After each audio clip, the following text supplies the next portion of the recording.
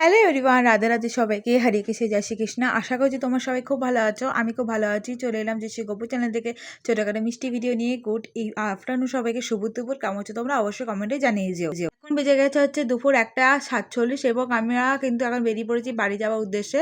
চান টান করে ভালো করে খাওয়া দাওয়ার খেয়ে বেরিয়ে পড়লাম। তো আজকে করেছিল পোস্ত তরকারি, তারপরে বেগুন ভাজা, আলু ভাজা, ডাল ভাত। তো সকালে আমি তো আরশোতে ডাল ভাত খেয়েছিলাম। তো ঘুম থেকে উঠে ফ্রেশ হয়ে আরশোতে ডাল ভাত খেয়ে স্নান টান করে ফ্রেশ হয়ে রেডি হয়ে নিয়েছিলাম।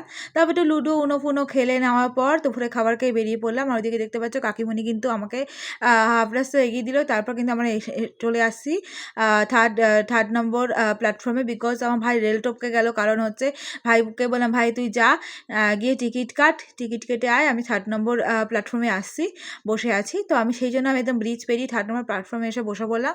এবং রিজু কিন্তু দেখলাম যে 2টো চিপস কিনে নিয়ে আর টিকিটটা কেটে চলে এলো। তারপর একটুখানি আমরা একটা চিপস ছিঁড়ে দুজন মিলে ভাগাভাগি করে খেয়ে নিলাম। এটা কিন্তু খুবই ঝাল টক মিষ্টি মতন ছিল, খুব ভালো লাগলো খেতে। মিনিমাম ট্রেনে আসার কথা ছিল আমাদের 2:34, যেখানে এসেছে 2:50। বা ট্রেনটা খুব স্পিডে অনেকটা ট্রেনে ছিল, তাড়াতাড়ি করে পৌঁছে গেছিলাম। ট্রেন ঢুকে পড়েছে দেখতেই পারছে। তারপর ট্রেনে উঠে বসে বললাম, সিট পেয়ে গেছিলাম, একদম ফাঁকা সিট। তো একজনের সাথে স্টেশনে বসেই পরিচয় হলো। তো একটা থামিয়ে সেও নাকি যাচ্ছে আমাদের বর্ধমানের লাকুডিতে। তো আমরা যে ঠিক আছে তাহলে একসঙ্গে যাওয়া যাক। কিন্তু আমরা কাটোয়া থেকে আলাদা হয়ে গেছিলাম। তারপর দেখতে পাচ্ছ এখানে কিন্তু 3:25 নাগাদ আমরা কিন্তু কাটোয়ানিতে নেমে পড়লাম। অ্যান্ড এই ট্রেনটা ছেড়ে দিল, মানে ওইদিকে ট্রেনটা যেটা দিয়েছে সেই ট্রেন থেকে নেমেছি, এই ট্রেনটা থেকে না। তো তারপরে আমরা কিন্তু ট্রেনে উঠে পড়েছি। দেখতেই পাচ্ছ 6 নম্বর প্ল্যাটফর্ম থেকে ট্রেন দিয়ে দিয়েছিল। এবং 4টে না 4:55 ট্রেন ছিল।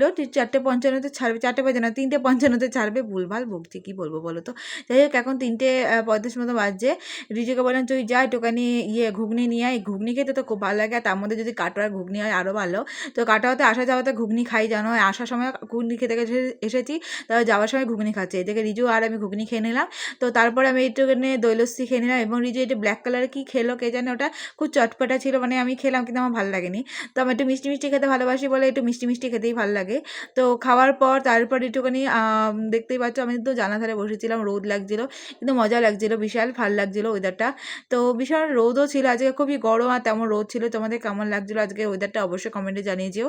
রিজু কিন্তু গেটের মধ্যেই দাঁড়িয়ে ছিল অনেকক্ষণ ধরে, গেটের মধ্যে দাঁড়িয়ে যে কী করছিল কে জানে। ও শুধু বলছে আমি কিন্তু গেটে দাঁড়িয়ে দাঁড়িয়ে যাবো কিছুক্ষণ, তারপর বসে বললাম ঠিক আছে যা, কিন্তু সাবধানে যাতে পড়ে না যাস। ওটা একটা ভয় ছিল। বারবার ঘুরে ঘুরে যতই গান শুনি যতই ভিডিও করি বারবার কিন্তু ঘুরে ঘুরে দেখছিলাম যে ভাই আছে কিনা।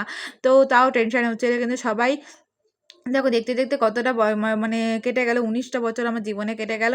তো তার সাথে সাথে কিন্তু আমরা কিন্তু এই যাতায়াত করতে ভয় পাতাম। আমি ট্রেনে এত ভিড়ে ভয় পেতাম। এখন দেখো আমি একা একাই বাসে ট্রেনে ট্রাভেল করছি আর ভাইকে নিয়ে মামার বাড়ি পিসির বাড়িও চলে যাচ্ছি। যাই হোক, তারপর একটুখানি আমরা ঝালমুড়ি এবং চিপস খেয়ে নিয়ে একটু পেট ভরে জল খেয়ে নিলাম। কারণ অনেক কিছু উল্টোপাল্টা খেয়ে নিয়েছি আমরা, তোমরা দেখতে পেলে।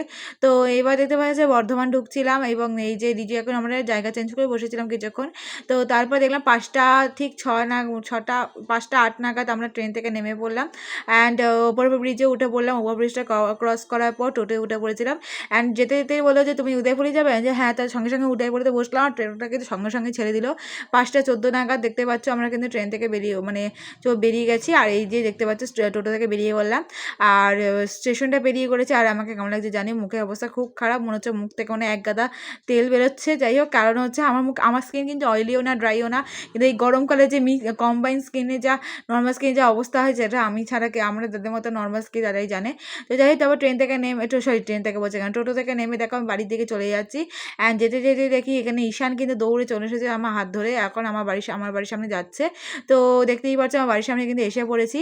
অ্যান্ড বাড়ি গিয়ে যে আমি দেখাবো যে আমার বাড়ির কী অবস্থা। অ্যান্ড আমি কাজবাজ করে তোমার সাথে দেখাবো। আর এইদিকে দেখো এখানে মাও কিন্তু বারান্দায় বসে বসে ভাবছিল যে মনে কখন আসবে। সঙ্গে সঙ্গে পুজো দিয়ে বলো তোর মা এখনই বলে যে তুই কখন আসবি, আর এখনই চলে এলি। তো এসে দেখি গোবর সানাতে ভালো করে সুন্দর করে মা পুজো দিয়ে বসিয়ে রেখেছে। তো যাই হোক, এবার ওদেরকে পরিষ্কার করবো। তো কাজবাজ শেষ করবো, ফ্রেশ হবো। তো যাই হোক, ভিডিওটা কেমন লাগলো জানিও, ভালো লাগলে like comment share subscribe follow করে দিও। টাটা সবাইকে, গুড ইভিনিং সবাইকে, শুভ সন্ধ্যা, টাটা।